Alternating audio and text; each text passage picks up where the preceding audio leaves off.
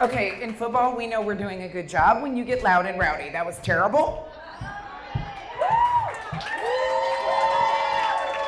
There is so much greatness in this room that if you are not amped on greatness right now, I don't think you're alive.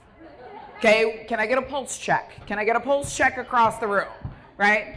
Okay, I mean this from the bottom of my heart. I've been called a lot of things, okay? First female coach in the NFL, 2-time gold medalist with Team USA, 4-time Super Bowl champion, first woman to play running back in men's pro football, first woman to coach in indoor football, first woman to coach in the NFL, only coach in the XFL, and those are the nice things.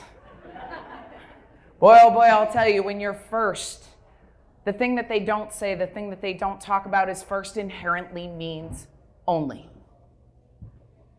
And what that means is that no one is ever neutral when it comes to the conversation regarding your existence.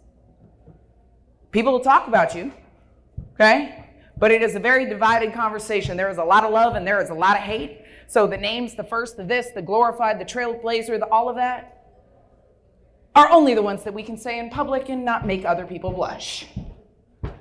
But when I look at all of those things, and I look at first, and I think of only, the common thread in all of those things, ladies and gentlemen, but this one is a little bit for the ladies, the common theme is disruptor. So my unofficial job title with all those lovely firsts that you heard about is Disruptor in Chief, AKA I'm the dick in the room. I'm what I so many times have been pointed out that I do not have. Isn't that divisive? Take that as you will. But seriously, when I talk about being in this room means a lot to me. I am the woman that I am because my dad is a Vietnam veteran. He taught me all of those things. And the funniest thing about it is when he wrote my book, a lot of those lessons I took from him in childhood, his first word or words of feedback were, "Jenny, I had no idea you were so deep." Thanks, Dad. But as a very little girl, I remember coming home to him. This is my hero dad. He has a silver star and 2 bronze stars. I heard stories of him pulling his brothers out of burning tanks. And I learned that that's what bravery was. It wasn't not thinking that something was dangerous. It was proceeding anyway. And I learned that. And I played football the same way because he was a child who didn't have his dad there. So he didn't know how to be a lot of things that he thought a man should be, but he found his family in service. Those were his brothers, and he would die for his brothers. And I thought that's what you do. And as a girl who didn't have a big family, I literally have 1 aunt, 1 uncle, no first cousins, a sister, now thankfully a brother-in-law, a niece and a nephew, and my mom and my dad. That's it. That's all that's left. I found my family in football. And anybody would tell you I was a great lead blocker. It's the thing I'm least known of, but one of the things I was most proud of, because I would always sacrifice myself so that someone else could score. And I took some of my greatest memories from that in a sport that they traditionally have referred to as the final frontier for women in sports. That's what they called football. I always thought that was funny. It's America's game.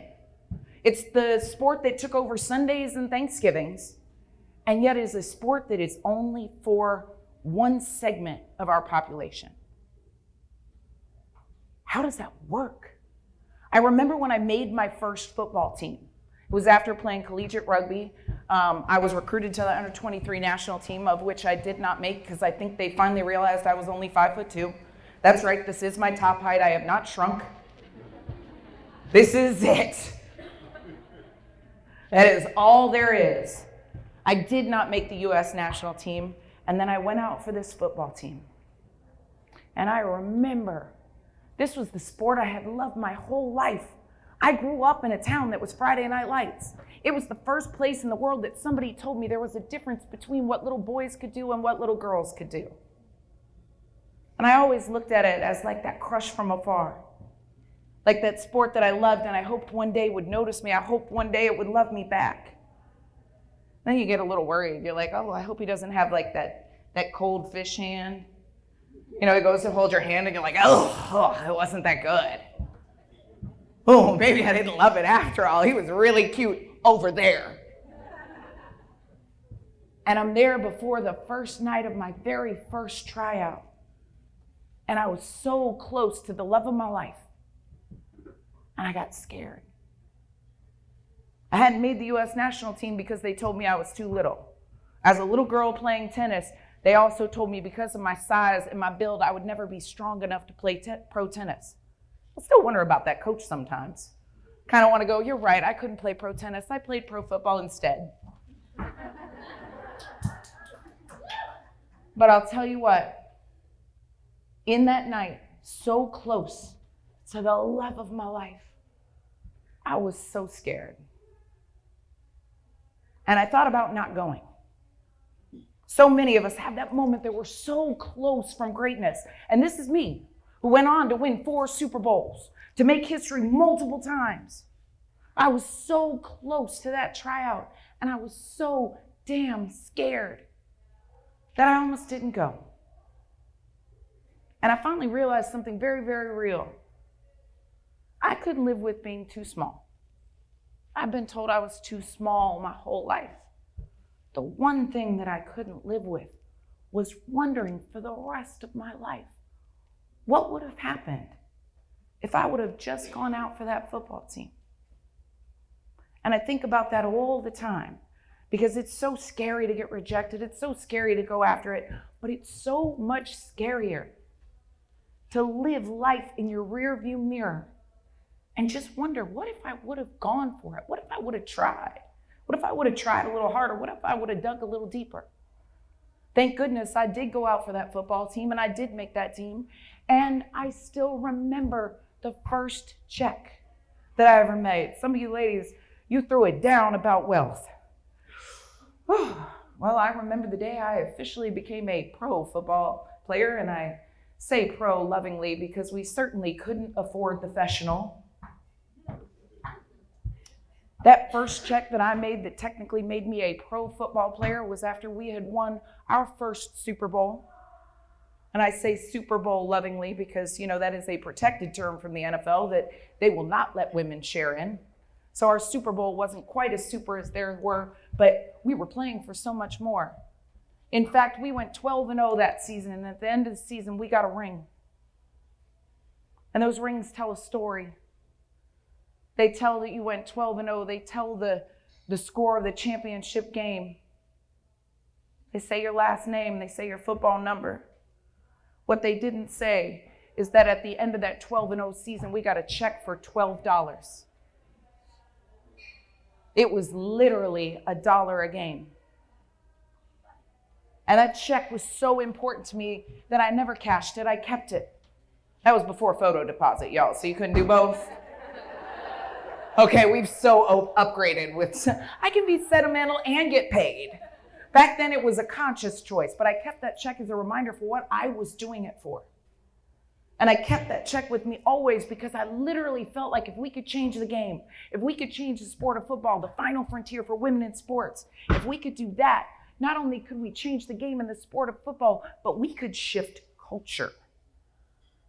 We could shift culture through the love of the same game that the men played for millions of dollars when we were making $1.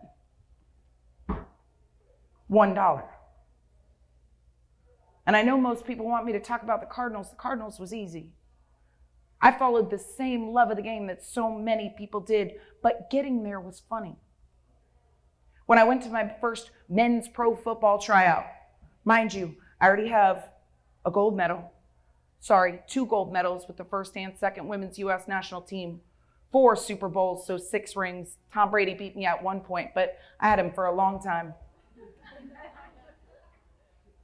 But they wanted me to run through a day of training camp with their guys. They thought it would be a good look. And I said, oh, so you mean you want me to run some ladder drills, catch some passes, smile for the camera, get you some good pub? The head of the team said, yeah. I said, that's an insult to me as an athlete, and if I was any one of your guys on your team, I would absolutely hate it. If you want me to do anything with you and your football team, I everything they do, step for step, hit for hit, or I do nothing at all. You talk about intuition. In that moment, I knew two things. Number one, I had just shifted the course of my destiny. And number two, I might have gotten myself killed. I am still 5'2", y'all. I had no delusions of grandeur, or at least, well, in my mind, I am XXL. But in clothes, you better go ahead and get me a small. But what I knew is that if it wasn't done the right way, it shouldn't be done at all. Not only did I make that football team, but they told me I made them a better person. At one time, the coach said, if I could take the heart out of your chest and put it into every single one of my guys, we would be undefeated. Funny enough, it was the heart in my chest that a new head coach picked up on the following season. He saw how the guys related to me. He saw that they listened to me. He saw that they loved me. He saw that they protected me. And he said, you have to coach my football team. And I said, no. He said, what do you mean? No, not a lot of guys are going to give you this opportunity. You're taking this job. And I said, no. The next day he called me up and he told me about myself. He said, do you remember how I told you not a lot of guys were going to give you this opportunity? You were taking this job? I said, yeah. He said, good, I took it for you. You're coaching for me. And by the way, you can't quit. Otherwise, the entire narrative of women coaching in men's pro football will be, we had a girl once and she quit.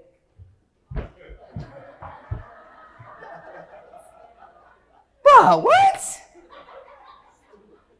But I am so thankful to Wendell Davis for that.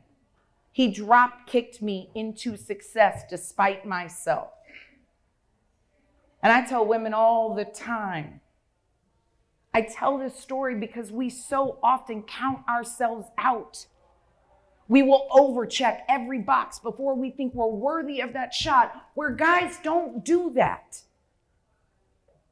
Guys will look at the brass ring and think, I can jump. And we women have been taught to overcheck the boxes. Otherwise, the entire narrative of women will be ... Because at one time, the entire narrative of whether or not men playing men's professional football would take coaching from a woman rests squarely on my shoulders. And I'll tell you what, the best advice that I had from anyone in that situation was be 100% authentic. He said, Jen, if you are the same person that you are here with us every day in arena football, those guys will absolutely love you. But if you're fake in any way, they will sense it and eat you alive. And what I realized from that advice was I was never going to outman a man at being a man. And frankly, they didn't need another man. They needed me. So ladies, keep that with you. And thank you so much.